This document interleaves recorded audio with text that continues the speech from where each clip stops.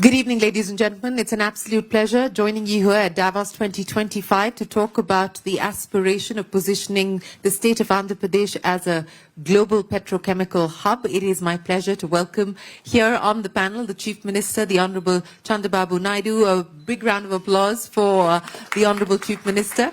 And I have with me a special set of panelists who are going to discuss, elaborate and share their insights on why they believe that India is positioned to leverage on the opportunity that presents itself, and why the state of Andhra Pradesh specifically has the advantage of positioning itself as a petrochemical hub. But before I get to my panelists, let me address that very same question to the Chief Minister.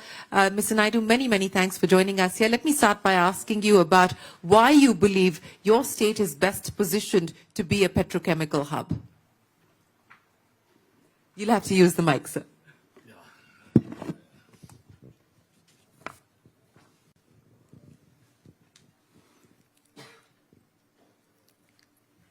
Good evening. As you rightly mentioned,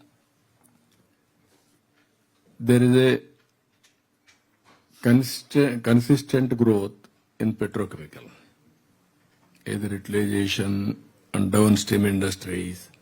It is continuously growing. India also is growing very fast. If you see as on today, 5th largest economy, 3rd largest purchasing power parity. Another 2 years' time or 3 years' time maximum, India will become 3rd largest economy. Our Honorable Prime Minister is promoting, and in a big way, not only one or two sectors, overall development of the country. Now growth rate is very impressive. Even people are projecting by 2028 incremental growth rate. Compared to any other country, India will be the highest. So with all these things, again, petrochemicals is growing at the rate of CAGR 7.3%. Even in India, it is growing better than that. So by even contributors for India, 6% to GDP, 5 million people employment, investments also 87 billion, and also by 2040, around 1 trillion industry. These are all very important notable points.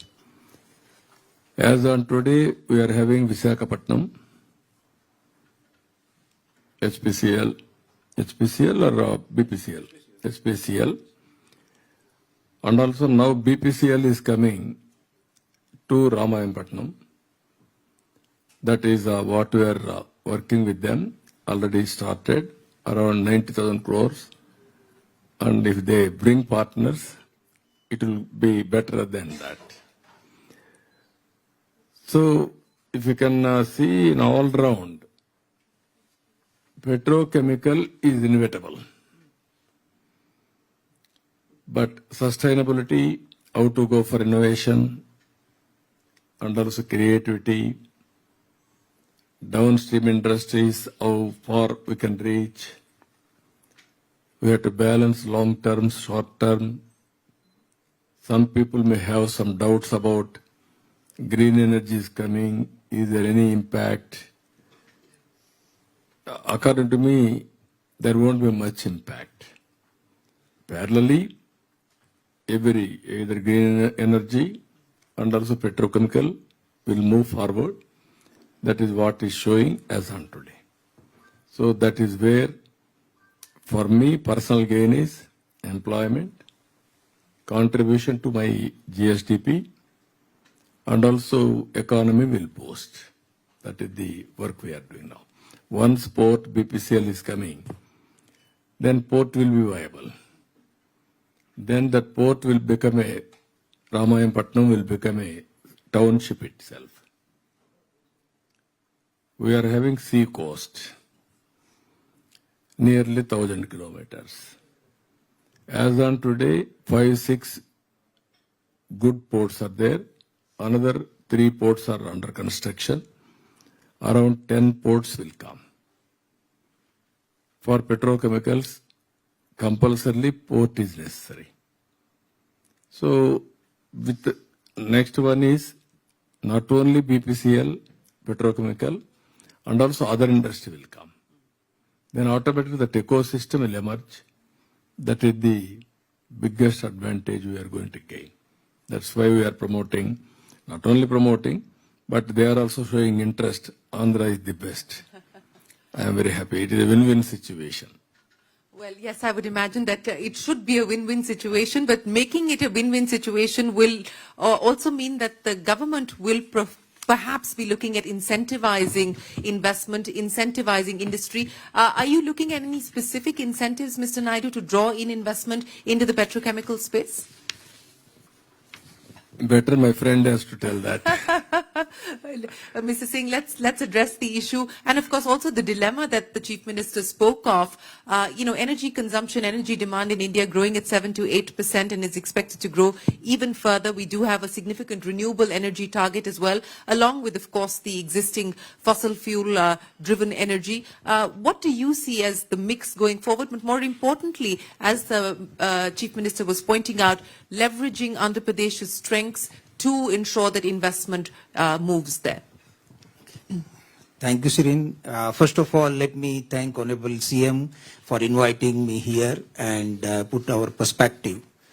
As was explained by Honorable CM then about the advantages what Andhra is having. So Andhra is having the geographical as well as demographical and a kind of human resource, the culture of working. I think this is a tremendous kind of opportunities in the state of Andhra. We had been present in Andhra for quite some time, almost about 3 decades, and we find that it has been one of the most conducive state in that. Let me thank Honorable CM from core of my heart that I met almost about few months back, and I came to meet him only for 5 minutes, but I think that lasted for about an hour, and I could get a clear kind of mentoring in that meeting more than anything else, that what we are thinking, that how the green energy can be utilized. And let me just try to put forward here the point is that now the energy we have studied in our school that energy can be transformed from one form to the other form. So till now we had been only talking about how to convert the molecule into electron as far as the electricity is concerned.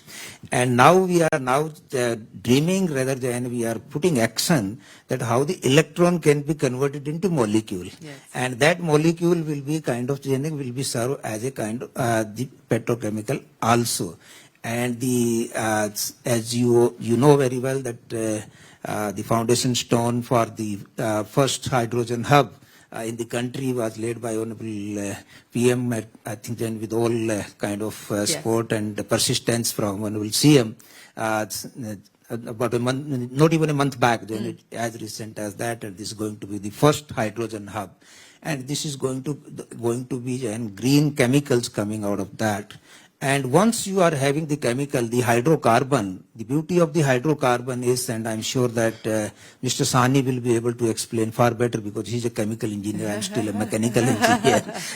That once you are get a nice jugalbandi going, so both of you to explain that to us. So once you are having any of this hydrocarbon chemical, you can convert that into that. So it's not only to be the crude which need to be imported and then converted into the kind of downstream into petrochemicals, other chemicals, etc. But maybe I think soon we will have our own self-reliance on that side, and the story is starting from the state of Andhra. And what started like as an IT story in the country, similarly I'm sure that the story of this green chemicals and the petrochemicals and then kind of actual transition and the net zero will be the path which will be really enabled by this kind of. Well, that certainly is the hope. Yes, sir, you wanted to say something. No, I am very happy. This is where people are talking as on today green hydrogen. Then NTPC has come one step forward. Now nearly 1.87 lakh crores investment over a period of 7-8 years. And also Honorable PM has laid foundation and backward integration with green energy, that is solar, wind, pumped energy, everything. Here if you see, one is petrochemical, one is green energy downstream industries, green hydrogen. Andhra Pradesh is having 10 ports. For petrochemical, port is required. Green energy for export, again, port is required. So both are possible, as you rightly mentioned. Now there is a huge demand also we have to create. Green hydrogen, all these things. Now that is the future. For sustainability, we have to bring reforms in, I can say, fuel or energy.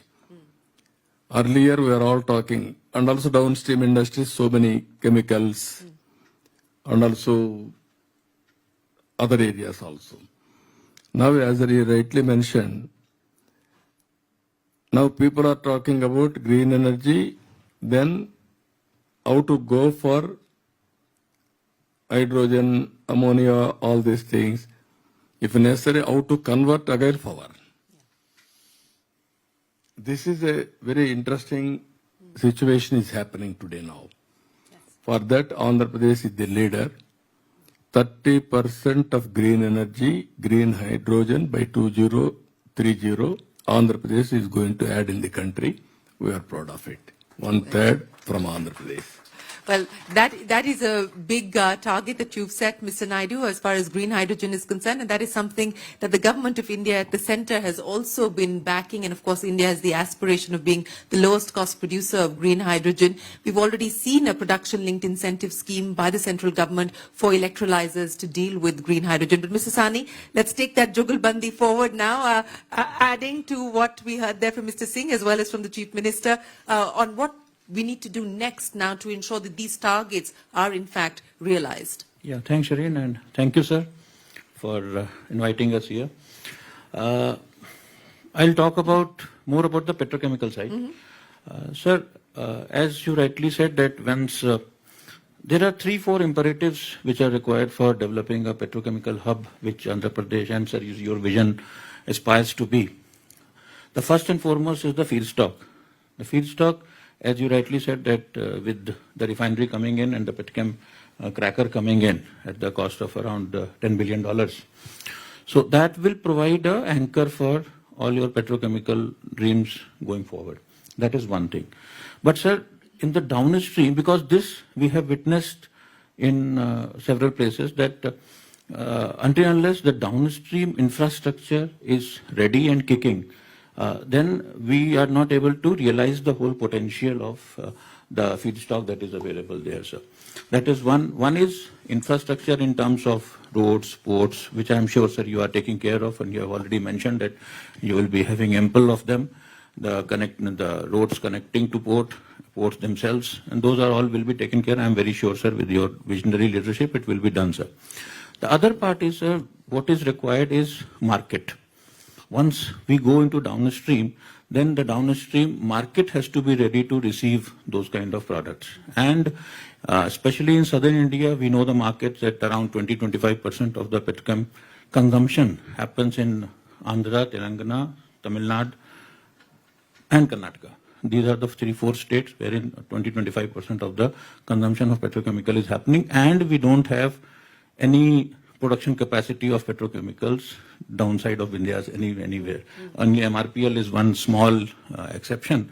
Otherwise, that is Mangalore. So otherwise, we don't have many petrochemical industries downstream, but consumers are there. Right. So that is one. Plus, sir, for the vision, for realizing your vision of a petrochemical hub, a large kicking petrochemical hub, for example, whether it is Port of Antwerp or it is Jurong Island or Port of Houston. These are the 3 very good examples across the world which are developed as petrochemical hubs as you are envisioning, sir.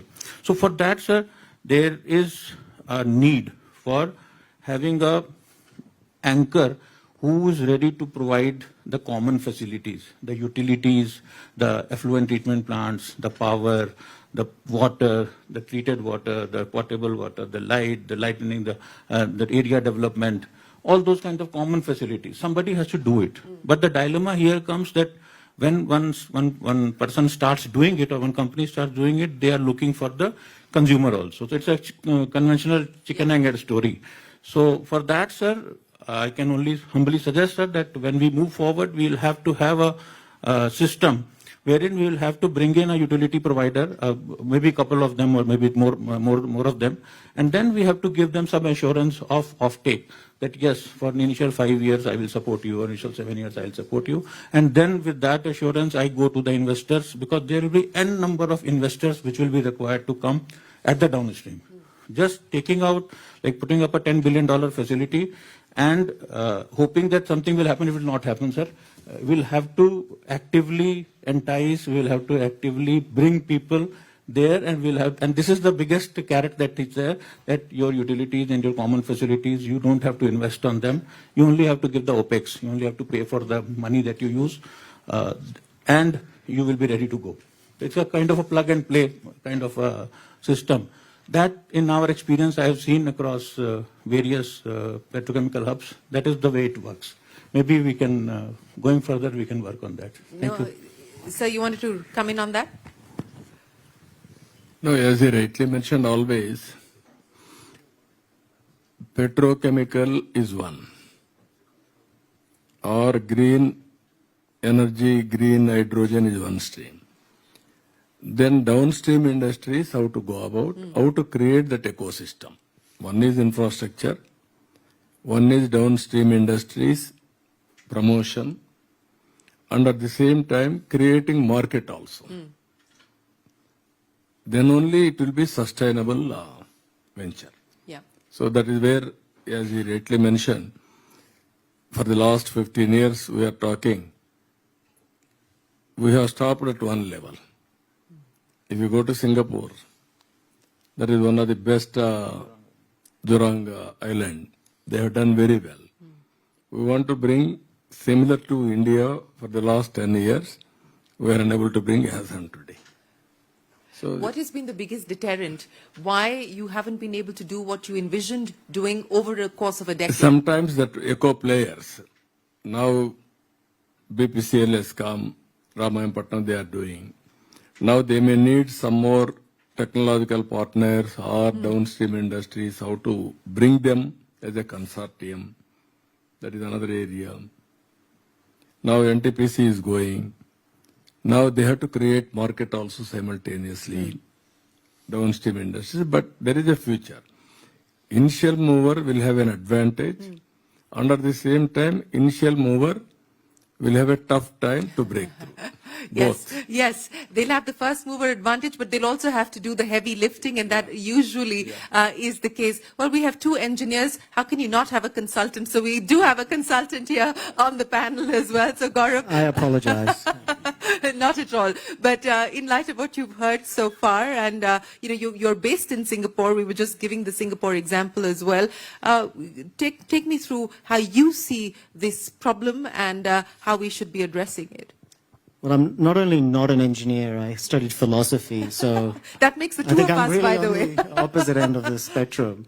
I think one thing that we've heard today is vision, which I think is really important because you're making such a huge investment, and that is an advantage, right? In today's world, any new both port and hub that is being built has to think about what is competitive advantage for the next 30 years.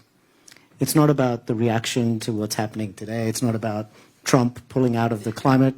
It's about 30 years and where's the world heading. And so competitive advantage in this space has to be one that knows what to do with a $100 carbon price and beyond. And so I think it's very exciting, everything that I've at least heard on the panel, and I'm learning a lot, that the way you're thinking about developing this is actually thinking about being competitive in the future. And Jurong is often brought up as that example. But again, if you look at, it's not just shared utilities, it's that those shared utilities have decarbonization very much built into them. Singapore is thinking very far ahead around the price, how to be price competitive, how to be quality and price competitive, and they know price will have to deal with carbon. So, they have a shared carbon capture hub, they have multiple different types of industries there, and I think it's a great example for Andhra to be thinking about. Just the other thing I would say is, when we actually think about how these things get developed, it's worth noting that there is no one who is advocating for or lobbying for the future. Everyone in the room is tied to the present. Their money comes from the present. And so as we think about what are the types of investments needed to be cost competitive for 3 decades, we have to be thinking about the people who are not in the room. And that is a lot of what I think Singapore thinks about. To some extent, it is what has allowed even the American sort of Gulf hub to also be successful, is this idea of the innovation you need to win the future.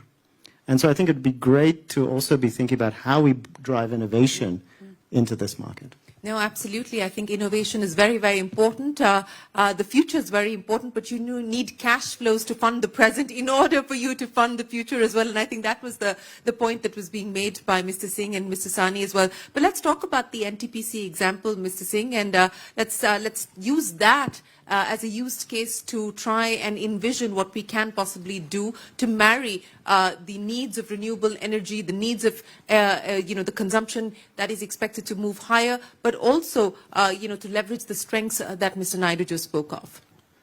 Yeah, I think it's very right that how we can utilize the kind of the natural resources what we are having in the state, and what is the kind of the leadership what is able to really capitalize on the resources. Otherwise, I think the most of the states where the natural resources are there, they don't capitalize on that. And I think this is a very, very important point.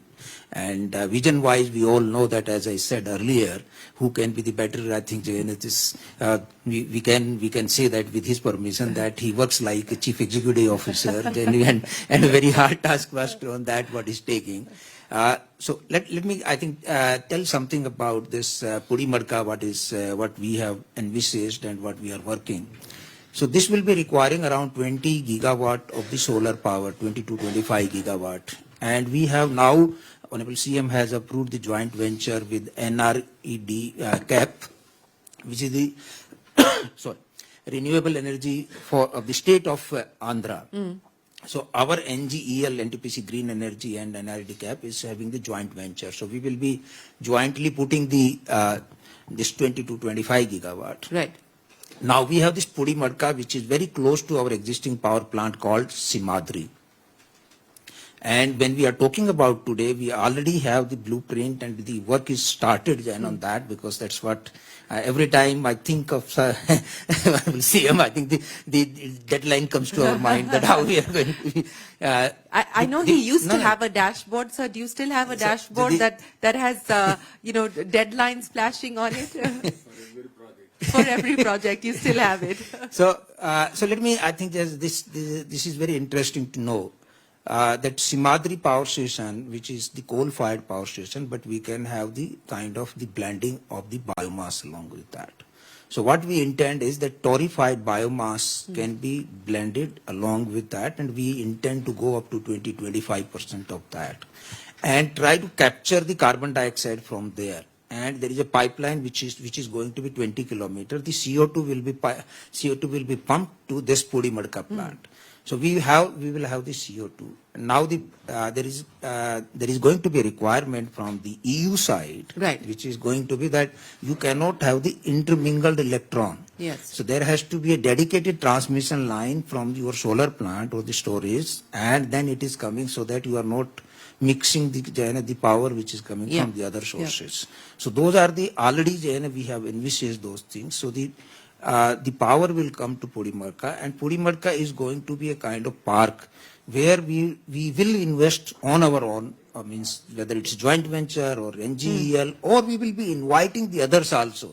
We had been talking like what was mentioned about Jorang, Surabaya, all others. Today also I had 2 meetings that what can be the offtake. Yeah. So till now we had been importing the hydrocarbons. So tomorrow we will be in a position to export the hydrocarbon. I think this is how it is.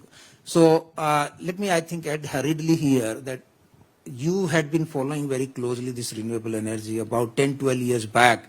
Everybody was very apprehensive. And don't get any kind of surprise that after 10, 15 years, you will find that our natural resources will be harnessed in a way that we are not dependent on the exports for this hydrocarbons on that side. Yeah. So what we have envisaged, this is going to be in the 3 stages. So it's already some of the infrastructure work which is going on at present. We have started some work on that. This will be approximately 700 crore, something like that by 26. This is this year, next year. Then the first phase, and it's when there will be methanol and ethanol kind. That is. And then the real value addition will be coming from the sustainable aviation fuel and the green urea, which is not only this is the real downstream on that, which you can also, the agriculture will also be helped on a large way. So this is a very ideal location, and this location was supposed to be for imported coal-based power plant. So which, with blessing from Honorable CM, we had been able to really convert this site, and the approval has been now given that it will be now the green hydrogen hub. And that will be, instead of importing the coal, which is the carbon, we will be able to export from there. So that is what the vision is. And as it is very clearly that there will be many people who will be having apprehensions in their mind, but you will have to be optimistic. You will have to just go on along, and we are sure that what the revolution has come in the renewable energy in the form of the solar power, which is now even solar plus storage, 4 hours. Yes. We have bid for 3 rupees 52 paise. You Yes. would have been following that. Yes. So even with the 4-hour storage. So maybe I think this is going to prove to be a very, very powerful tool for the self-reliant India.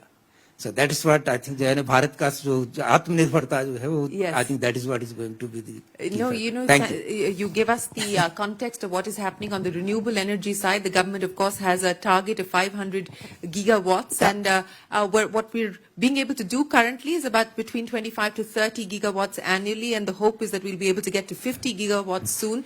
And plenty that's happened on that side as far as manufacturing in India is concerned, which has dropped prices significantly when we talk about energy. Mr. Naidu, you wanted to make a comment on what you heard there from Mr. Singh? No, I entirely agree with Singh. In green energy, green hydrogen, I am very happy to inform India is taking lead. People are talking. Now green hydrogen, they started, they are working. Even one more company, Greenco, they are back and they are having green energy. Now they are going for green hydrogen, downstream, ammonia, other areas. Then people will think, where is the market? How to go? There is market. Is it affordable or not? There is another question mark.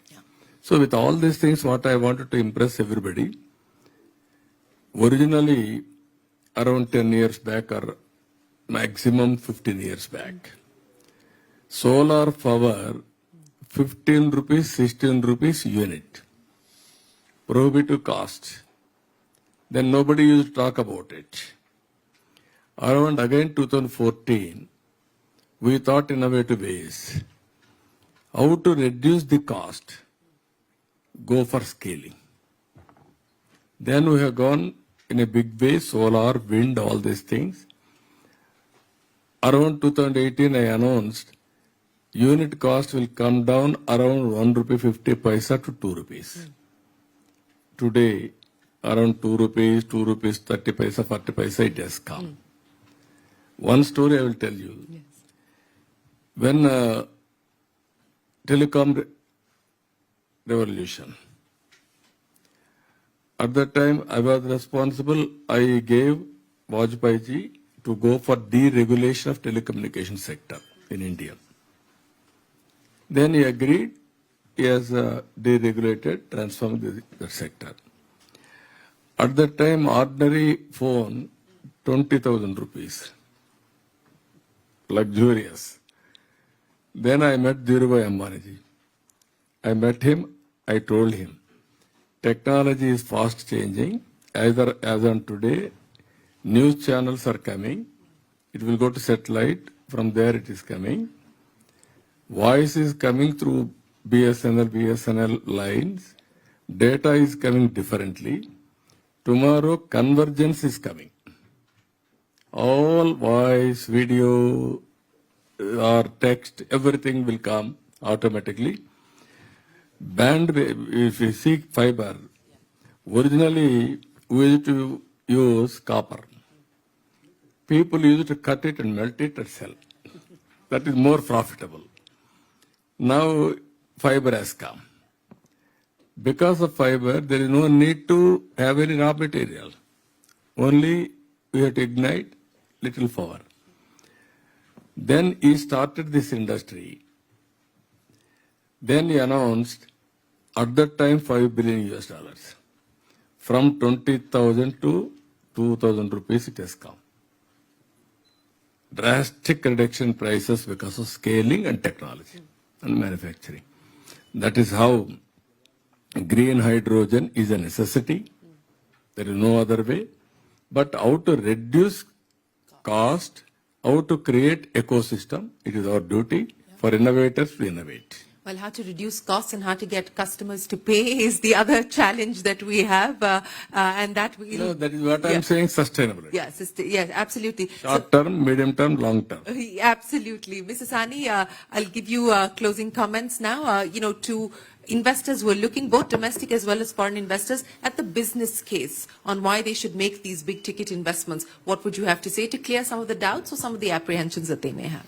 On two fronts, I can say energy, it has been covered primarily by Mr. Singh only, and energy also I can add that the way it is growing, the demand of the country, way it is growing, by 2040 it is going to be double of the energy demand which we are seeing today. It's around 800 to 900 million tons of oil equivalent. It will be around 2,000 by 2040. So we can't survive with the kind of fossil fuel dependence that we are having right now, where maybe it coal, maybe it be oil, maybe it is gas. It can't be there.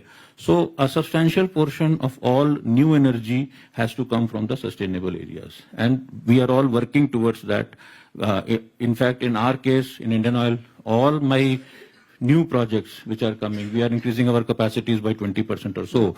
But all my new capacities are coming which will be powered by renewable energy only. We are not going to put up any captive energy plants for this, for fossil fired. So that is one part of it. The energy part is growing, it has to grow, and it has to go substantially on the sustainable basis. That is one.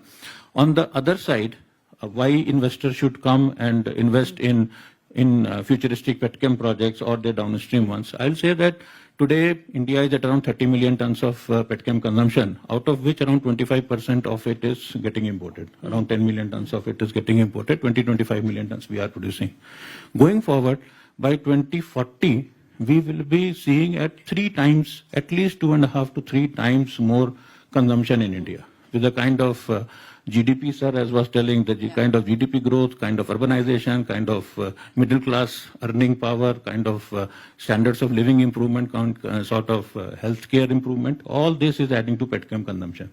So it is going up to 70 to 80 million tons by 2040.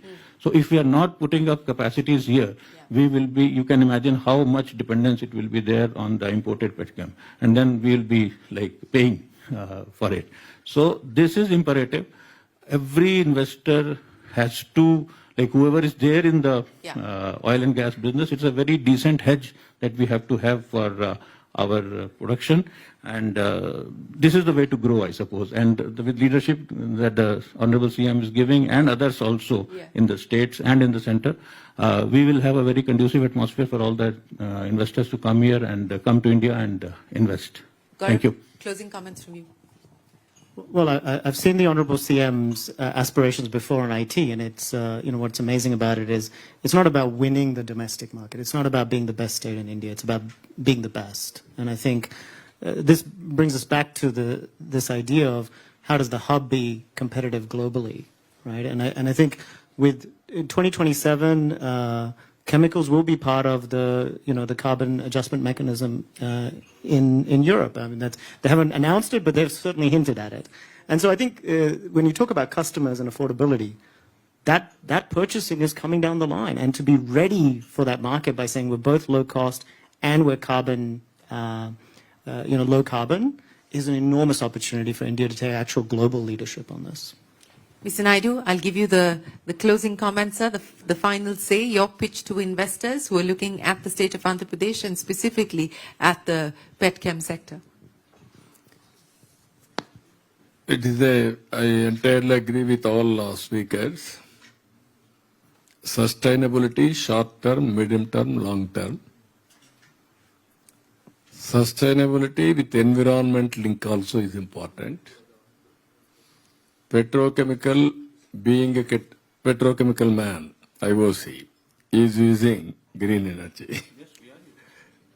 That is the reality. Whenever it is affordable, is using. Whenever there is a must, is going for petrochemical. Now, recent times, you have seen Silicon Valley. There is no water. Environmental imbalance. Because of that fire, how much loss? 4 lakh crores. Now, because of environment, cloud bursting. At a place, 30 centimeters, 40 centimeters. That is another problem. For all these things, you cannot misuse nature. You have to protect nature. For everything, there is some price. We have to correct that price right time. Then it will be a win-win situation. That is what is happening now. Even Paris Agreement, all these things. Everything is a matter of time. Yes. Originally, everybody used to heckle me when I used to talk about information technology. Today, everybody is linked with information technology. Otherwise, he cannot perform. So it is which is good. Phase 1, which is the next, it is a matter of time. And also we have to work in that direction. It is a reality. Petrochemical has to go. Yeah. Green energy has to come. Both has to manage simultaneously for transition period. That is my assessment. Well, thank you Thank you very much, Mr. Naidu. We hope that the sun does rise on the ambition and the aspiration of making Andhra Pradesh a petrochemical hub. But appreciate your time and your thoughts, and my many thanks to the Not only petrochemical hub, green hydrogen hub also. green hydrogen hub also. For sustainability, be clear. Not only one, both managing Absolutely. simultaneously. Absolutely. Sir, just one word. Even then we have the joint venture, IOCL and NTPC, and we are giving that power. Yes, so we need a symbiotic relationship. We need a symbiotic relationship. But thank you so much, gentlemen, for joining us here today, and thank you very much for giving us an insight into where things stand for the market, but more importantly, what the future looks like. Appreciate your time, ladies and gentlemen. A big round of applause for our panel this afternoon. Thank you, sir.